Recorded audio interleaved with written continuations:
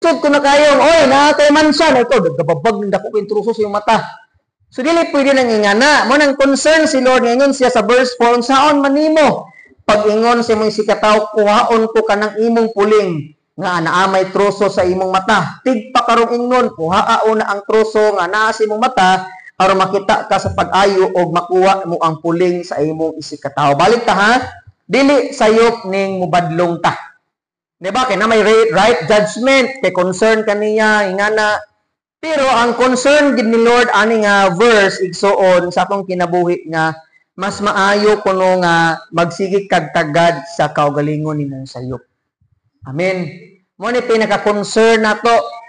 Kay bisan ako nga pastor magwalin ninyo, magbadlong ninyo, mag-correct ninyo, ako pod mismo sa akong kaugalingon gina-correct pud ko sa Ginoo, ginabadlungan pud ko sa akong asawa, sa mga leaders nga babaw sa ako, badlungon pud ko. Ano man, ampo ko sayop, kitang tanan masayop man taway perfecto man nato, naa di makasultig di maayo, di makabot di maayo man ang magbadlong anay tang ano man, naghigugmaanay man ta. Wa ta nangaway, but naghigugmaanay ta. Amen. Mo nang mas maayo kung mga panag-away na di magpaubos, ano man, kay kung way magpaubos, puro duha ka kalayo mo buto gina siya.